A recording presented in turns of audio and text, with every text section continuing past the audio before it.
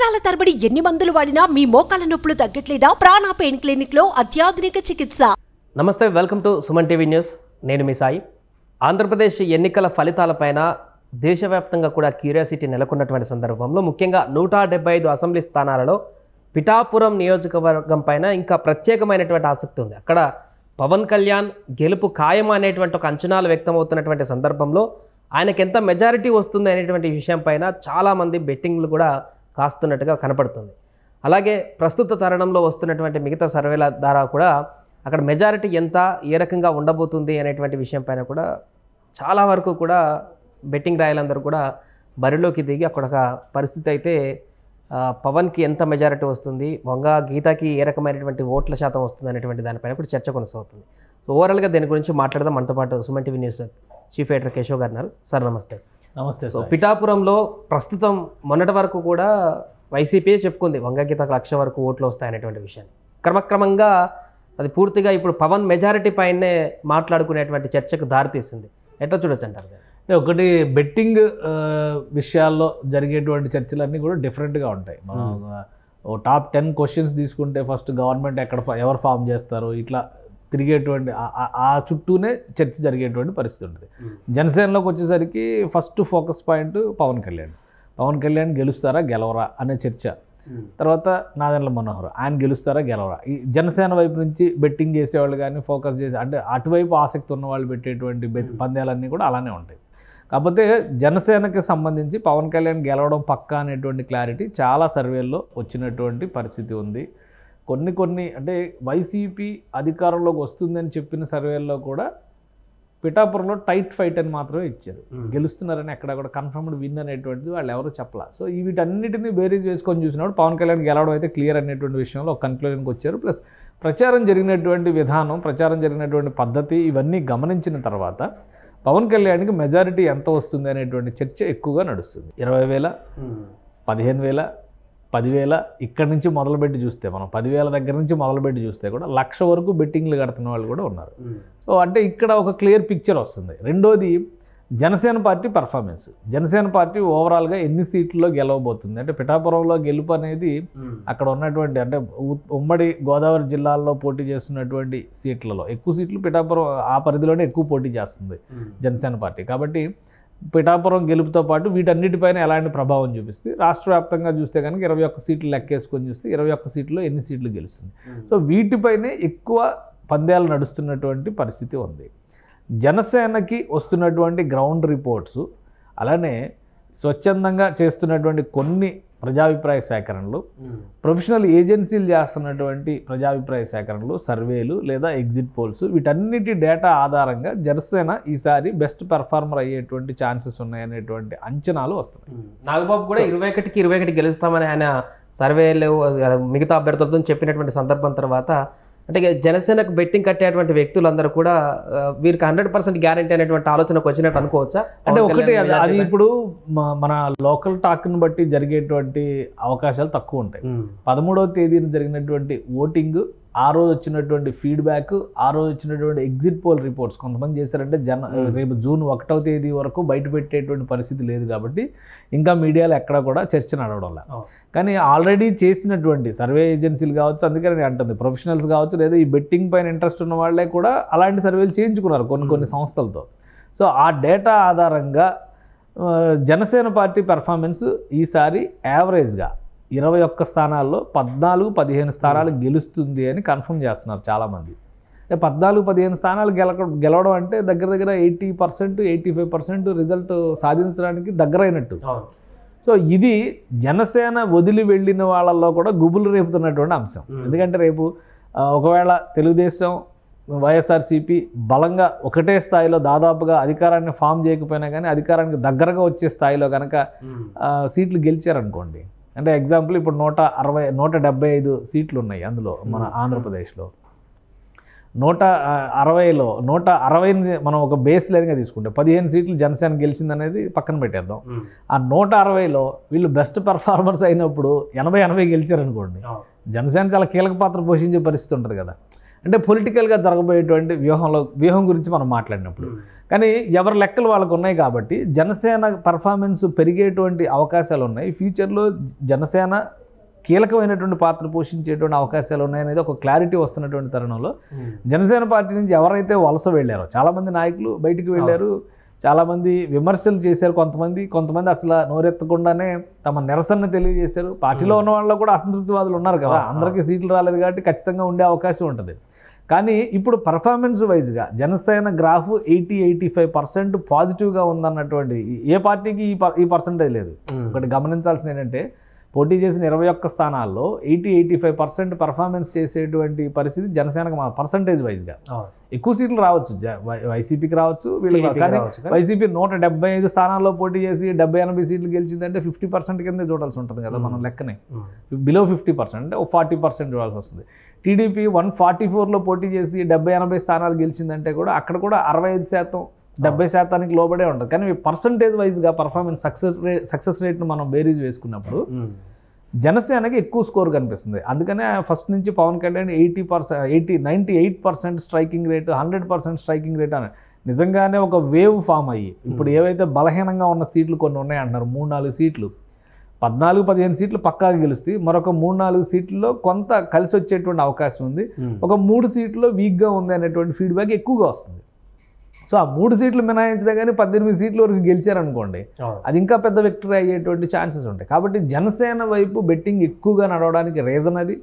వెళ్ళిపోయిన నాయకులు వాళ్ళ అంతర్మదనానికి లోనవడానికి కూడా ప్రధానమైనటువంటి కారణం ఇదే అవుతుంది. ఈవెన్ వైసీపీ గెలుస్తుందని చెప్తున్నటువంటి నివేదికల్లో కూడా జనసేనకి ఇచ్చేటువంటి స్కోర్ కొంత ఆశాజనకంగా ఉంది.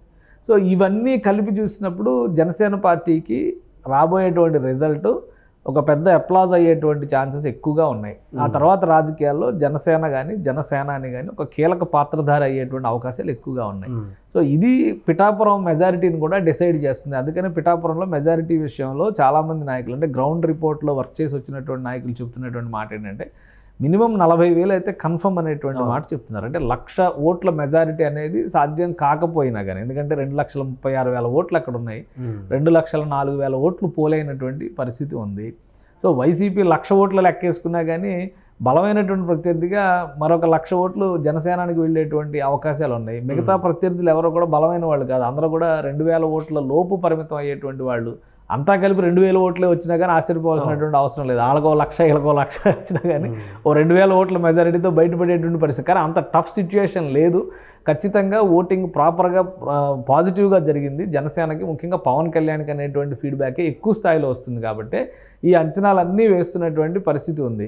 ఇదే జరిగితే ఇప్పుడు వెళ్ళిపోయిన నాయకులందరూ తిరోగా, అంటే మళ్ళీ రివర్స్ వలస జరిగేటువంటి అవకాశం కూడా ఉంది. ఎందుకంటే ఆల్రెడీ కొంతమంది జనసేన నాయకులు చెప్తున్నటువంటి మాట ఏంటంటే ఆవేశంలో తీసుకున్నటువంటి నిర్ణయాలు అన్న ఉద్దేశంతో కొంతమంది పార్టీ మీద విమర్శలు చేయకుండా స్తబ్దుగా ఉండిపోయారు. ఫలితాలను బట్టి తమ జర్నీని డిసైడ్ చేయాలనేటువంటి ఆలోచనతో కొంతమంది ఉన్నారు. కొంతమంది ఆల్రెడీ టచ్లోకి వెళ్ళేటువంటి ప్రయత్నం కూడా చేస్తున్నట్టుగా సమాచారం వస్తుంది. కానీ మహేష్ లాంటి వ్యక్తులు చాలా హెవీగా మాట్లాడినటువంటి వ్యక్తులు ఉన్నారు. అట్లాంటి వాళ్ళు వచ్చినా కూడా పవన్ కళ్యాణ్ యాక్సెప్ట్ చేస్తారా? అంటే ఇప్పుడు పవన్ కళ్యాణ్ డెసిషన్ అప్పుడే తీసుకుంటారా లేదని మనం చెప్పలేం. గతంలో మనం చూసాము. ఎందుకంటే కొంతమంది పార్టీ నుంచి వెళ్ళిపోయిన వాళ్ళు మళ్ళీ పనిచేయడానికి ఆసక్తి ఉండి వచ్చిన వాళ్ళు మనం చూసాం. గతంలో చాలామంది పార్టీకి దూరమే మళ్ళీ జరిగి కొంతమంది వస్తామంటే కూడా వద్దని నో ఎంట్రీ బోర్డులు కూడా పెట్టింది జనసేన పార్టీ. కాబట్టి అందులో కొన్ని కేసెస్ ఉన్నాయి, లైవ్ ఎగ్జాంపుల్స్ కొన్ని ఉన్నాయి. కాబట్టి పోతిన మహేష్ లాంటి వాళ్ళు వస్తామన్నా కానీ చేరదీసేటువంటి పరిస్థితి ఉండకపోవచ్చు. ఎందుకంటే ఆయన మాట్లాడినటువంటి విధానం కానీ, ఆయన క్వశ్చన్ చేసినటువంటి అంశాలు కానీ అవన్నీ కూడా లేనిపోయిన రగడని రాజేసినవి. పైగా అవతల పక్షానికి బలం చేకూర్చే విధంగా జరిగినాయి. వ్యక్తిగతమైనటువంటి అటాక్ కూడా జరిగింది. ఎందుకంటే ఆయన తన మనిషి అనేటువంటి నా ఆంతరంగికులు అని చెప్పుకున్న జాబితాలో పోతిన మహేష్ కూడా ఉన్నాడు. అలాంటి వ్యక్తి అంటే అక్కడ జరుగుతున్నటువంటి యుద్ధంలో అన్ని నియమాలని పక్కన పెట్టి పూర్తిగా వ్యక్తిగతంగా ఆయన అటాక్ చేసేటువంటి ప్రయత్నం చేశారు. కాబట్టి ఇవన్నీ కూడా రేపు లెక్కలో ఉంటాయి. కాబట్టి అంత ఈజీ కాదు. కాకపోతే ఏంటంటే కొంతమంది నాయకులు టచ్లోకి వెళ్ళారని చెప్తున్నారు. ఎవరు ఏంటి అనేది కూడా రిజల్ట్ తర్వాత బయటకు వచ్చేటువంటి అవకాశం ఉండదు. ఓపెన్గానే కొంతమంది సపోర్ట్ చేసేటువంటి పరిస్థితి ఉండదు. చాలామంది కాపు జేఏసీకి సంబంధించినటువంటి నాయకులు పవన్ కళ్యాణ్తో విభేదించిన వాళ్ళు ఆల్రెడీ మనం చూసాం. హరిరామ్ జోగే గారు లాంటి వ్యక్తి కాపు సేన నుంచి మేము సపోర్ట్ చేయటం లేదన్న రీతిలో మాట్లాడిన వ్యక్తి తర్వాత ఆయనే పవన్ కళ్యాణ్ గెలవబోతున్నారు, ఆయనే పాజిటివ్గా చచ్చే వరకు జనసేనతోనే నా జర్నీ అనే ఒక లెటర్ కూడా రాశారు ఆయన. కాబట్టి ఇలానే ప్రశ్నిస్తారు, కానీ అక్కడే ఉండి నిలబడి ప్రశ్నించే వాళ్ళకి ఒక లెక్క ఉంటుంది, బయటికి వెళ్ళి ప్రశ్నించి ఎదిరించి మాట్లాడినటువంటి వాళ్ళకి ఒక లెక్క ఉంటుంది. ఇప్పుడు బయటకు వెళ్ళిన వాళ్ళల్లో ఎవరు మళ్ళీ రావాలని ఆశిస్తున్నారో వాళ్ళు చేసినటువంటి వ్యాఖ్యలు కానీ వాళ్ళ విధానం వాళ్ళ వైఖరి ఎంత తీవ్రంగా ఉందో దాన్ని చూసి రేపు అధికారంలో ఉన్నప్పుడు అన్ని పార్టీలు రావాలని ఆశిస్తాయి. ఇప్పుడు లాస్ట్ టైం చంద్రబాబు నాయుడు గారు అధికారంలోకి వచ్చారు, వైసీపీ నుంచి గెలిచిన ఎమ్మెల్యేలు కూడా 20 మంది 30 మంది అక్కడ వరుసగా 23 మంది, అదే కదా లెక్క చెప్తారు వీళ్ళు. సో వీళ్ళందరూ క్యూ కట్టారు. జగన్మోహన్ రెడ్డి అధికారంలో ఉంటే అసలు తెలుగుదేశం పార్టీని వీడి వెళ్ళరు అనుకున్నటువంటి కరణం బలరామకృష్ణ లాంటి నాయకులు కూడా అటు పొలవమంటే అటు వెళ్ళిపోయారు. కాబట్టి అధికారం ఉన్నప్పుడు ఎవరైనా రావచ్చు. అలానే జనసేన పార్టీ దాన్ని ఎంతవరకు అంగీకరిస్తుంది, ఎంతవరకు ఆమోదిస్తుంది అనేది కూడా ఆ పార్టీ విధి విధానాలను బట్టి ఆధారపడి ఉంటుంది. వెళ్ళిన నాయకులకు ఉండేటువంటి విజ్ఞత మీద కూడా ఆధారపడి ఉంటుంది. అది విజ్ఞత లేకుండా మాట్లాడినటువంటి వాళ్ళని తీసుకుంటారా లేదనేది వాళ్ళ చాయిస్ అది. అండ్ ఇంకొకటి సార్, ప్రస్తుతానికి పిఠాపురంలో రిజల్ట్ తర్వాత కొంత హింసాత్మక ఘటన జరిగేటువంటి అవకాశం ఉందంటే ఇప్పటికీ ఇంటెలిజెన్స్ చెప్పింది. అంటే మెజారిటీ ఈక్వేషన్స్లో వన్ సైడెడ్గా ఏమైనా ఓటింగ్ అయితే కూడా అలాంటి పరిస్థితి ఉంటుందా? అంటే పోటాపోటీగా తక్కువ మెజారిటీ వచ్చినప్పుడు ఓట్ల శాతం పెరిగినప్పుడు అలాంటి ఘటనలు జరుగుతాయి అనేటువంటి అనుకోవడానికి ఆ ఛాన్స్ ఉంటుంది. వన్ సైడ్ అయినా కూడా వాస్తవానికి ఆ నివేదికలు ఏ రూపంలో ఎలా వచ్చాయి అనేది బయటికి రాలేదు, కానీ ఒక అప్రమత్తత విషయంలో ఒక హెచ్చరిక రూపంలో ఎలక్షన్ కమిషన్కి అందినవి. అందుకనే కేంద్ర ఎన్నికల సంఘం కూడా 15 రోజుల పాటు కౌంటింగ్ తర్వాత కూడా ఏపీలో బలగాలను కొనసాగించాలి అనేటువంటి సూచన చేసినట్టుగా సమాచారం వచ్చింది. కానీ ఒకటి అంటే ఇప్పుడు గెలుపు ఓటమి అనేది ఆల్రెడీ డిసైడెడ్, ఎవరు గెలుస్తారు ఎవరు ఓడిపోతారు అనేది జడ్జిమెంట్ ఇచ్చేశారు. ఆ తీర్పు చదవడానికి మాత్రమే సమయం తీసుకుంటున్నటువంటి పరిస్థితి ఉంది. కాబట్టి కౌంటింగ్లో ఉన్నటువంటి ఆ బాక్సులను మార్చేంత వ్యవస్థ ఉందని మనం అయితే అనుకోవట్లేదు. ఎందుకంటే ఇప్పటివరకు ఈవీఎంలో భద్రంగానే ఉన్నాయి, అందులోనే ఉన్నా కానీ హ్యాకింగ్ చేసి ఏదో చేస్తున్నారు అనేటువంటి ప్రచారం కూడా జరిగింది కొద్ది రోజులు. కానీ ఇప్పుడు అటువంటి వాతావరణం లేదు. కాబట్టి కౌంటింగ్ రోజున వచ్చేటువంటి తీర్పు ఎవరికి అనుకూలంగా వచ్చినా కానీ సంయమనంతో దాన్ని స్వీకరించాలి. అలానే ఓడిపోయిన వాళ్ళు ఇదేం శాశ్వతం కాదు, మళ్ళీ ఎలక్షన్స్ వచ్చినప్పుడు మళ్ళీ గెలిచేటువంటి అవకాశాలు ఉంటాయి. అలానే ఇప్పుడు 2014లో జగన్మోహన్ రెడ్డి ఓడిపోయారు, 2019లో గెలిచారు, 2024లో ఓడిపోయారు అనుకోండి, మళ్ళీ 29 కోసం ఆయన ప్లానింగ్ క్రియేట్ చేసుకోవచ్చు. అలానే చంద్రబాబు నాయుడే ఓడిపోయారు అనుకోండి, 2004లో ఓడిపోయారు, 2009లో ఓడిపోయారు, 2014 దాకా నిరీక్షించారు కదా. సో మళ్ళీ ఇంకొక ఆప్షన్ ఉండొచ్చు, చంద్రబాబు నాయుడు గారు ఉన్నా లేకపోయినా ఆయన పార్టీ అయితే కొనసాగుతుంది కదా. కాబట్టి రాజకీయంగా ఇది ప్రజాస్వామ్య పరంగా జరిగేటువంటి ఒక సర్దుబాటు కింద చూడాలి తప్పితే దాని ద్వారా ఏదో హింసను సృష్టించడం ద్వారానో గెలిచిన అభ్యర్థులను చంపేస్తే ఏదో బై ఎలక్షన్స్ వస్తాయి అనుకోవడానికి ఇదేం పాతకాలం కాదు. ఇప్పుడు ఒక అభ్యర్థిని చంపేస్తే బై ఎలక్షన్ రావడం కాదు, ముందు నువ్వు జైల్లోకి వెళ్తావు. అది సింపుల్ లాజిక్ కదా. అది పిన్నెల్లి రామకృష్ణారెడ్డి గారు ఈవీఎం పగలగొడితే ఎలక్షన్ ఆగిపోద్ది అనుకున్నారు, కానీ ఎలక్షన్ కొనసాగింది కదా. అక్కడ జరిగిన అంటే ఒక రకంగా అవతల వ్యక్తులు కవ్వించినప్పుడు సంయమనంతో దాన్ని ఎలా గెలవాలి, ప్రజాస్వామ్యయుతంగా దాన్ని ఎలా గెలుచుకోవాలనేది చూడాలి, కానీ విధ్వంసం చేస్తే ఏదీ రాదు. కాబట్టి పిఠాపురంలో ఎవరి గెలుపుని ఎవరూ ఆపలేరు. కానీ ప్రజలు ఇచ్చినటువంటి తీర్పు విషయంలో ఆ తీర్పులో ఉండేటువంటి సివియారిటీ నిజంగానే బొటాబొటి మెజారిటీతో పవన్ కళ్యాణ్ గెలిచారనుకోండి, పెద్ద గెలుపు కింద ట్రీట్ చేయాల్సినటువంటి అవసరం ఉండకపోవచ్చు. అదే ఒక అఖండ మెజారిటీతో పవన్ కళ్యాణ్ గెలిచారనుకోండి, అప్పుడు గెలిచిన వాళ్ళలో ఉండేటువంటి ఆనందోత్సాహాలు ఓడిపోయిన వాళ్ళని కవ్వించేటువంటి అవకాశాలు ఉండవచ్చు. సో ఇటువంటివి కొన్ని సమస్యలకి దారి తీసేటువంటి పరిస్థితి ఉండదు. కాబట్టి భద్రతా బలగాలు అప్రమత్తంగా ఉండాలి, అధికార యంత్రాంగం అప్రమత్తంగా ఉండాల్సినటువంటి అవసరం ఉంటుంది. అలానే సామాన్య ప్రజలకు కూడా ఎలాంటి ఉద్రేకాలకి లోను కాకుండా ఉండాల్సినటువంటి స్థితి ఉంటుంది.